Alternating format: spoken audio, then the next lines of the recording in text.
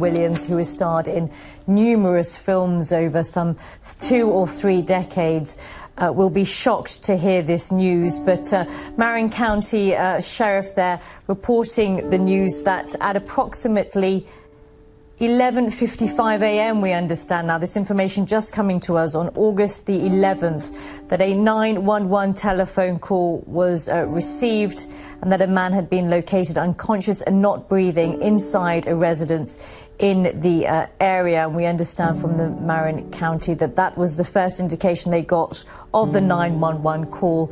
And then further, subject to that, the information coming through that Robin Williams was pronounced deceased at 12:02 on the 11th of August. That was yesterday. I think we also understand that a statement is coming to us, and I think we've got the latest from Washington with our correspondent Regini via the North. And Regini, just bring us up to date. I know we're just reacting to this breaking news. That's right, Babita. It is breaking news, and we've just got the statement here from Marin County. I'll just read from it as we have it. It says that on the 11th of August 2014 at approximately 11:55 a.m, Marin County Communications received a 911 telephone call, so an emergency call, reporting that a male adult had been located unconscious and not breathing inside his residence in unincorporated Tiburon in California. Now, the statement goes on to say the Sheriff's Office, as well as the Fire Department and the Fire Protection District, as this statement says, went to the incident with emergency personnel. They arrived on scene 5 minutes later, and the male subject, this statement reads, was pronounced dead a few minutes later, and he's been identified as Robin McLaurin Williams, a 63-year-old resident of Tiburon, California. So there is the official news that the actor Robin Williams was pronounced dead earlier. It then goes on to say, Babita, that an investigation into the cause, manner and circumstances into his death is currently underway by the Coroner's Division of the Sheriff's Office. We do have some more information, so I will continue. It says preliminary information developed during the investigation indicate that he was last seen alive at his residence where he lives with his wife at around 10 p.m. on August the 10th. And it said that he was found located this morning shortly before the 911 call was placed to Marin County Communications. And Regini, shocking news, of course, that we are reacting to in the last few minutes or so. No doubt tributes are going to be pouring in from this extremely popular man that has sustained an extremely successful career for decades in Hollywood. That's right, Babita. I should just say, actually, I'm just reading this as it comes to me. The Sheriff's Office does continue to say they suspect the death to be a suicide due to asphyxia, but a comprehensive investigation will be completed before a final determination is made. And it says that on August the 12th, a forensic examination is currently scheduled with subsequent toxicology testing to be conducted. So just to summarise to people who are just tuning in, we've had confirmation from the Marin County office that the actor Robin Williams was found dead earlier today after a 911 call was made to the emergency department there, and initial investigations indicate that it was a suicide. Regini, I just wonder if you can confirm this for us from the statement that you're reading from, that there was a call that was received to residents in the county that we're hearing from at around about 11:59, and then emergency services, from what we understand, responded to this.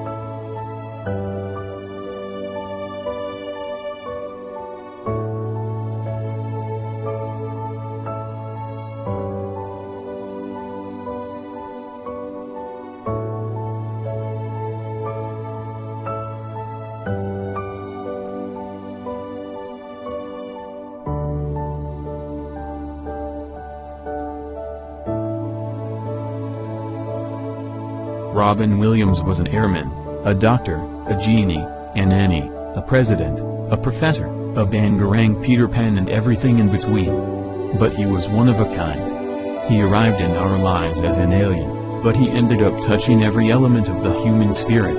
He made us laugh. He made us cry. He gave his immeasurable talent freely and generously to those who needed it most, from our troops stationed abroad to the marginalized on our own streets.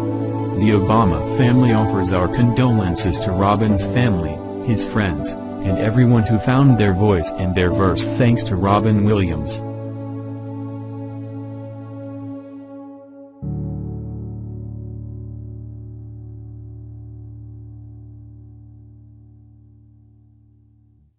Hello everyone, what's going on? Press Reset Earth here. It's August 11th, 2014, and some sad news. Actor-comedian Robin Williams has died today of suspected suicide at age 63. Now, Robin Williams, in my opinion, was hilarious, and he was very talented, great at what he did, acting, stand-up comedy.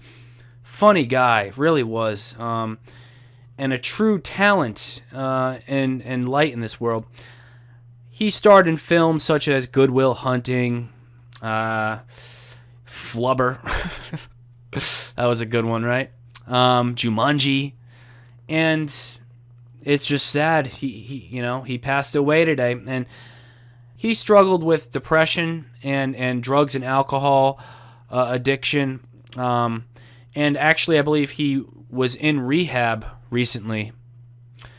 And that may have played a role in it as well. And of course, we do have speculation that this might have been an Illuminati sacrifice.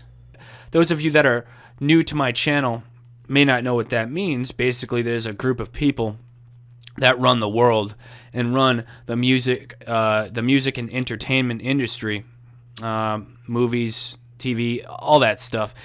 And they are real, okay? It's more like multiple secretive groups. It's not really one big Illuminati. It's more like a bunch of little Illuminatis that work together. And, it's like a club of separate cliques.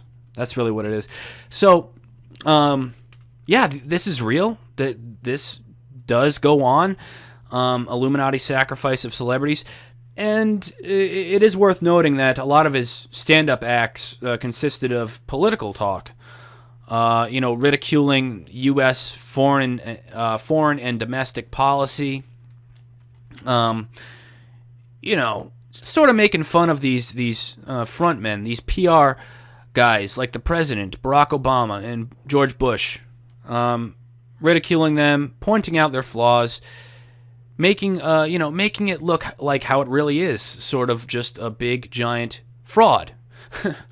These people are all corrupt. Of course, he did a nice job of animating his points and stuff, and I suggest you check out some of his stand-up in regards to what I'm talking about here.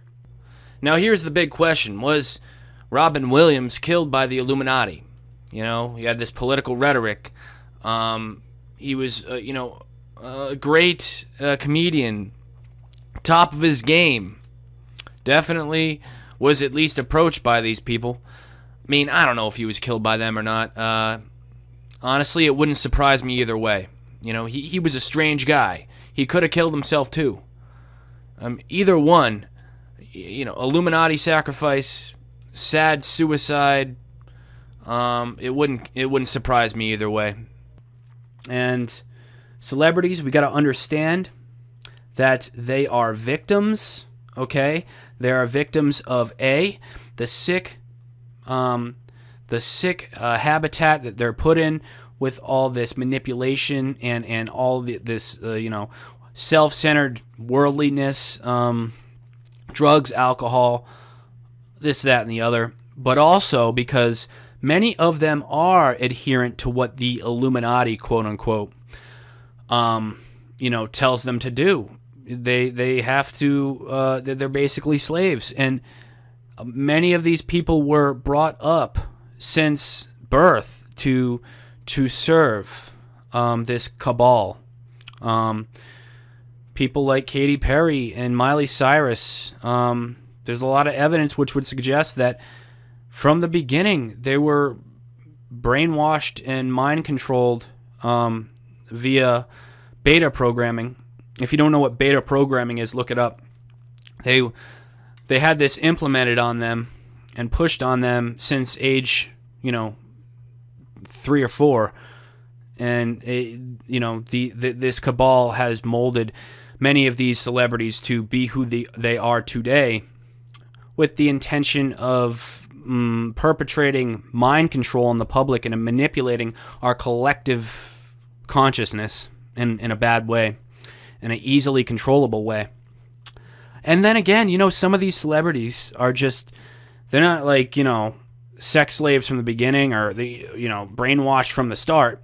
But some of them are slowly introduced into it as they become famous. And, some people are just talented and their talent gets them to the top. And then they're corrupted slowly and manipulatively without really even noticing it.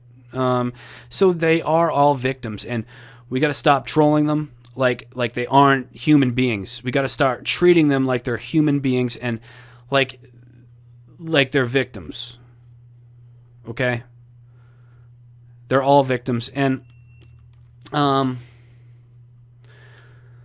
I guess some of them do deserve to be trolled, but we got to take it easy. So that's all I got to say about that. It's been Press Reset Earth, and if you haven't yet seen my channel, subscribe. Give this video a good thumbs up. Check out some of my videos. Research what I'm saying. All the sources and all the information can be seen in the description of the videos. Yeah, so I'm out. It's been Press Reset Earth, and as always, stay up and stay real. Previously on my channel.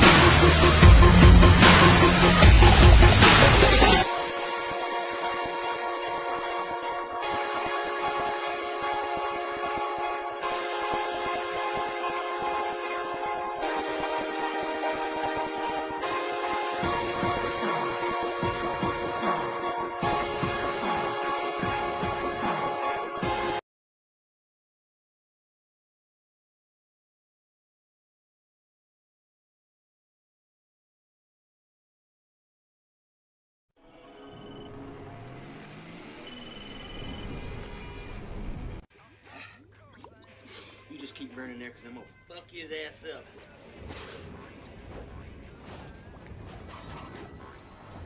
Shit!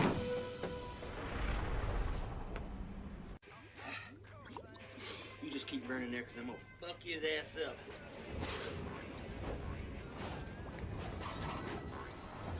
Shit!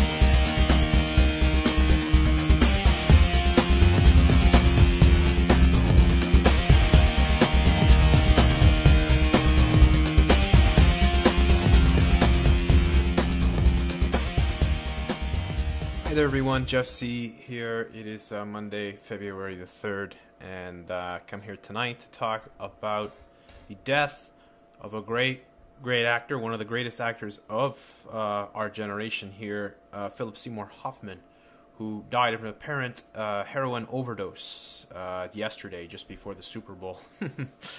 So obviously this has kicked off a lot of talk amongst the speculators dealing with the Illuminati and stuff, that perhaps this was some sort of Illuminati ritual and that Hoffman was a sacrifice, and it was all connected with the Super Bowl and all that. So I'm going to look into some of this because it's pretty interesting stuff. I think probably Hoffman's best known for his role of Truman Capote. That's where he won his Oscar from, but he was in a lot of great movies. Some of my favorite, recently The Master.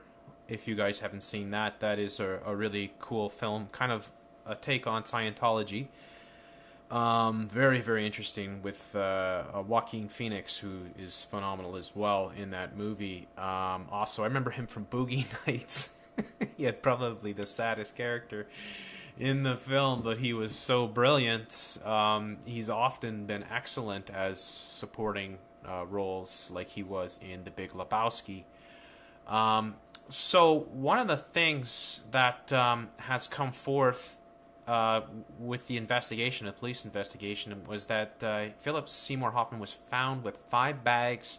Was found with a 5 empty heroin bag. I think that's a typo from what I'm reading. So he's found with 5 empty heroin bags, and as well as many as 65 bags that were still unused, police said to ABC News. Police investigating Hoffman's death, apparently from drug overdose, had earlier said they found 50 bags of the narcotic, but later sharply increased that figure.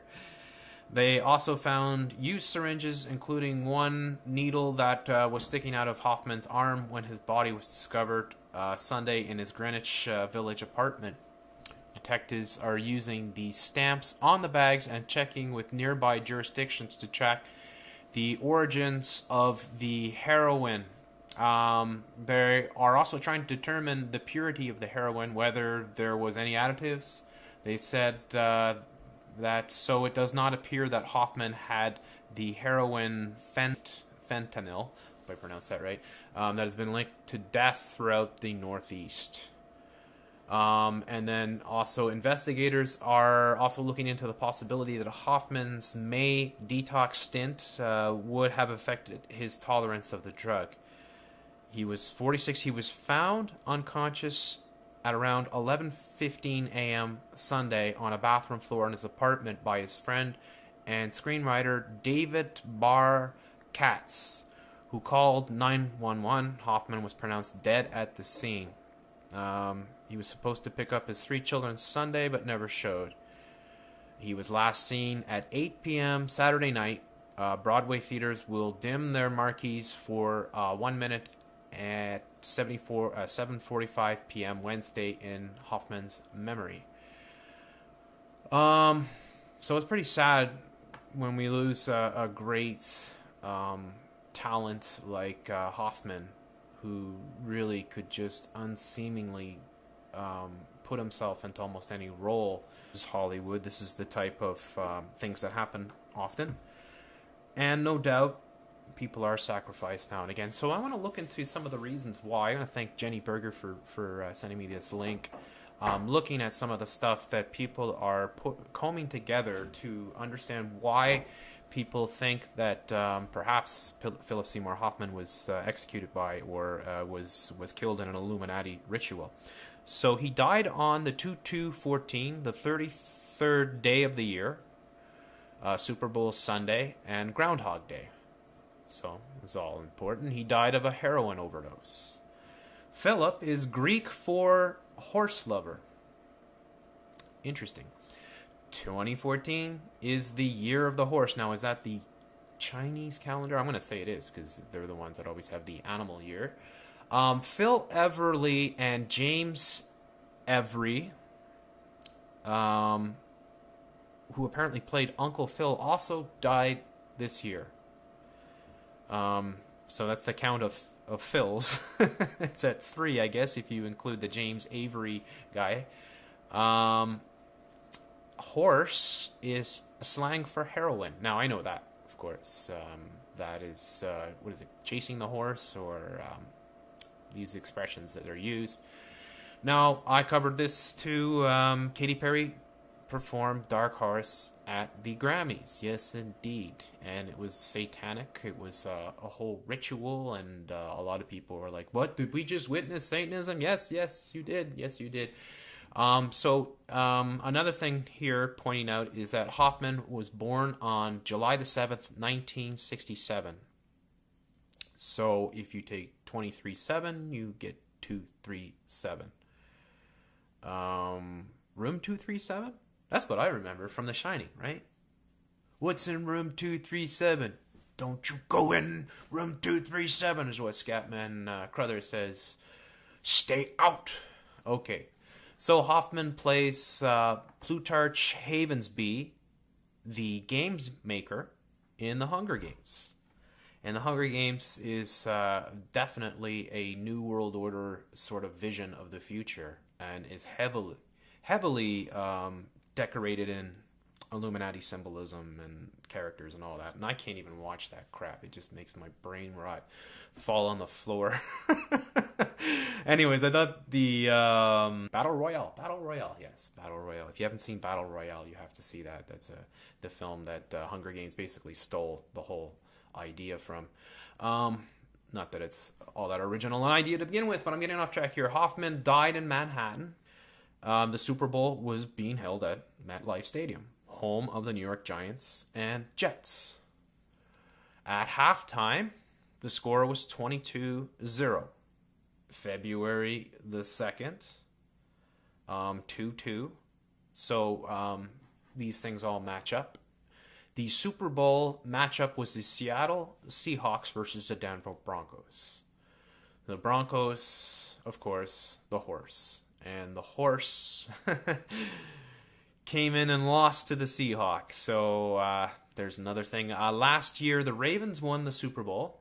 And Ravens are very similar to crows. This year, the Seahawks won the Super Bowl. A crow and a seagull attacked the Pope's peace doves. Yes, that's true. You can't help but think that they set these things up in a way.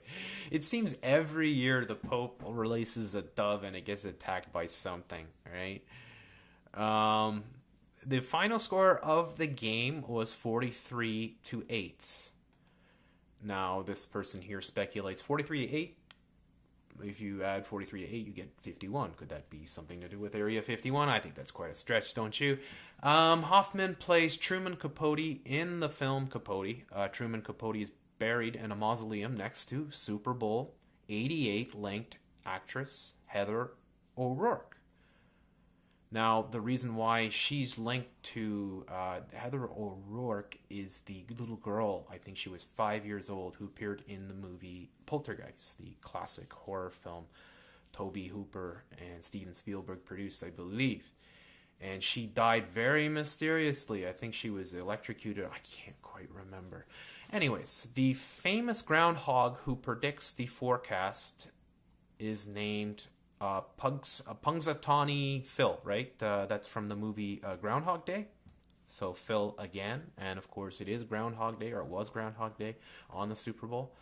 2-2 was also James Joyce's birthday. I don't know how that can be connected. In the film, Before the Devil Knows You're Dead, Hoffman's character is injected with heroin incorrectly. And I saw that film, and I don't really remember it all that well. It's one of those movies where the characters get greedy and end up basically trying to cheat fate and steal from their parents or something like that, and everything goes wrong and people die, and it's just... So when Andy is shown being injected with heroin, the film shows Justin first withdrawing the blood into a small syringe to confirm that he is in the vein, with the rubber tube tourniquet applied above the level of the needle. However, when he subsequently injects the drugs, he does not remove the tourniquet, which would be a normal practice when administering intravenous medication. So there's a lot of crazy sort of coincidences, and but there's a lot of this stuff that is puzzling. The Heather O'Rourke connection here.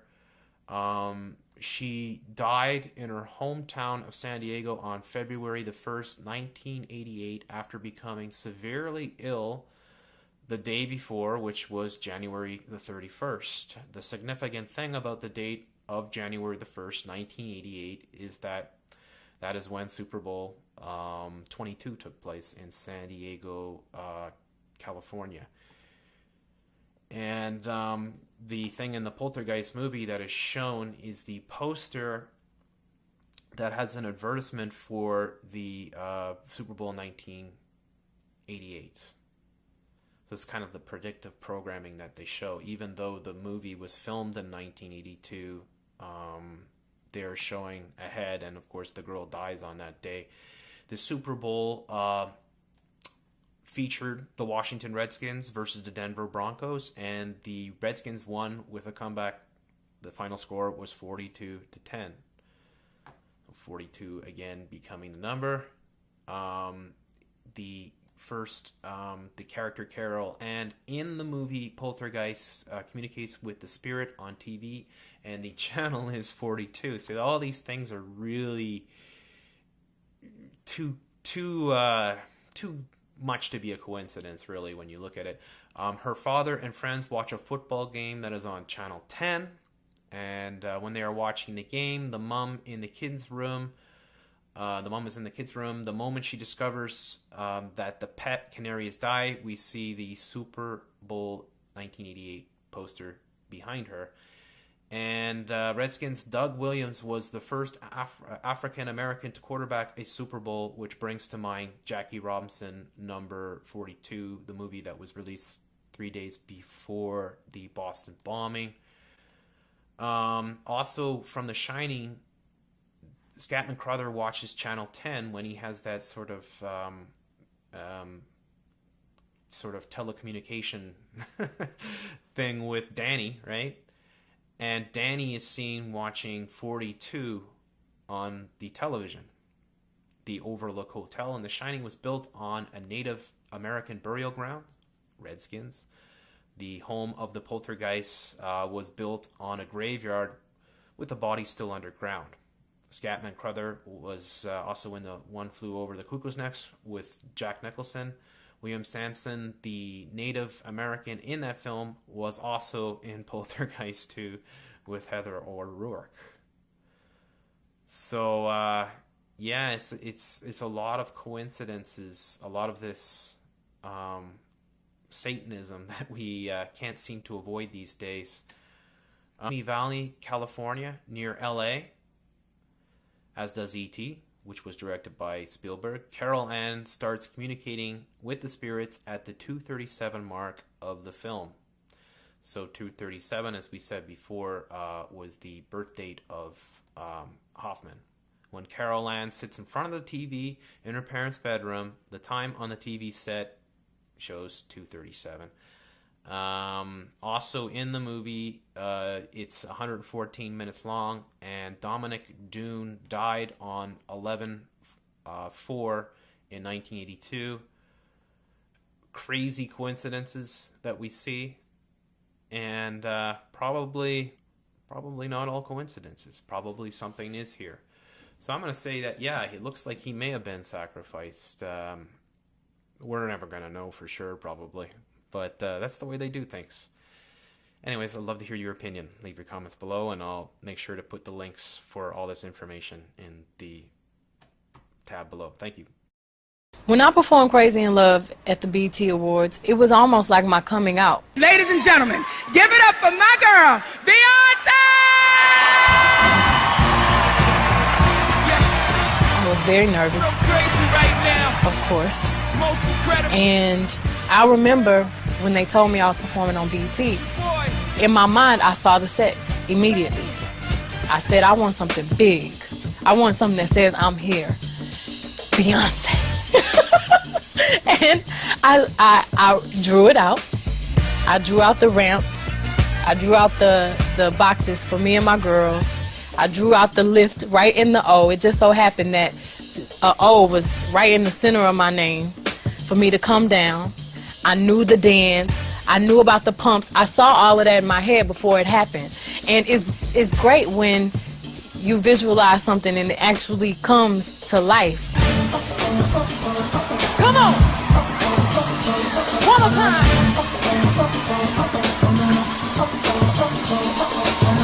When I talk to my friends so quietly, who even need it? Look at what you did to me.